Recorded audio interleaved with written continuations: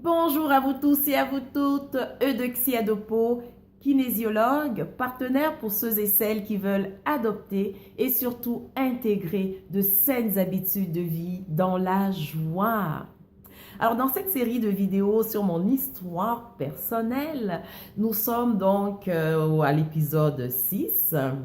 Alors j'ai quitté la Côte d'Ivoire, mais avant de partir, c'était, oui, je m'en vais à Montréal, mais qu'est-ce que je vais faire une fois rendue à Montréal? Parce que je n'avais aucune offre d'emploi, j'avais rien.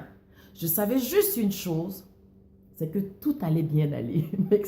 Je ne pouvais pas expliquer pourquoi, mais je savais qu'il y a quelque chose qui allait se passer. J'avais fait mes études là-bas et je revenais régulièrement, à tous les ans et demi à peu près, passer du temps avec mes amis. Donc, j'avais gardé un certain lien, un certain contact. Donc, quelque part, j'avais la foi, j'avais une confiance que ça allait bien se passer.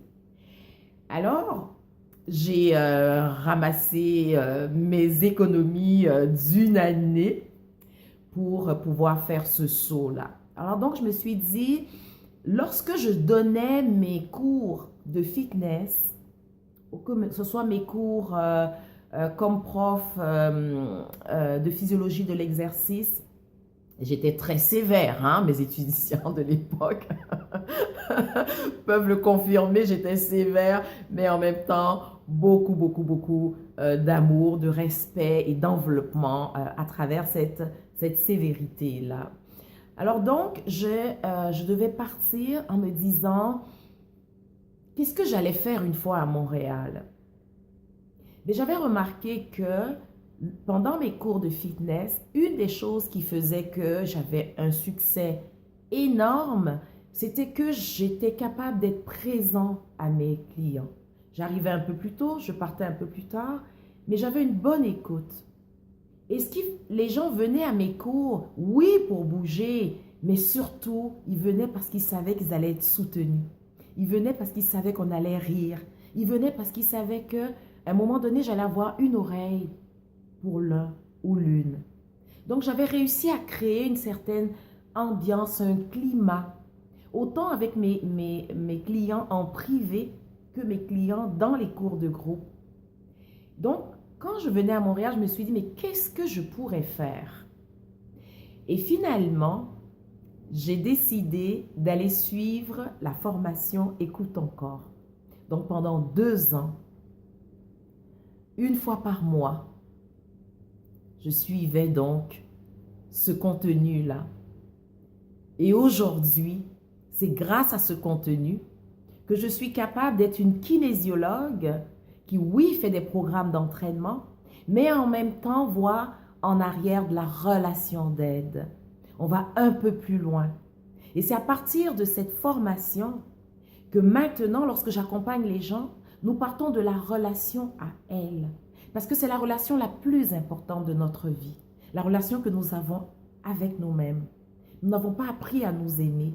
Et même moi qui vous parle aujourd'hui, j'ai beaucoup de défis encore avec cela.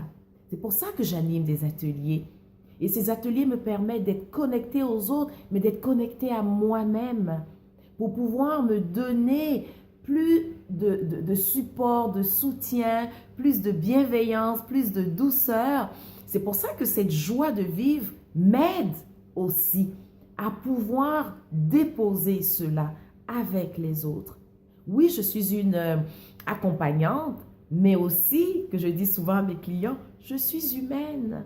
Il m'arrive à moi aussi d'avoir des moments difficiles, des moments qui sont lourds à traverser et je pourrais vous les partager à un autre moment dans une autre série de vidéos.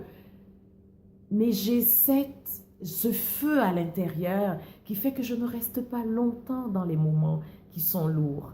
Et c'est ça que je partage avec mes clients. Oui, nous sommes tous des humains. C'est pas évident des fois.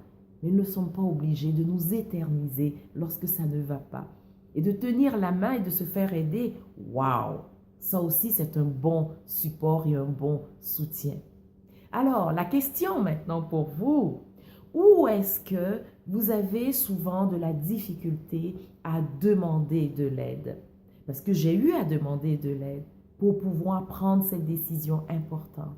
Partagez-le avec moi.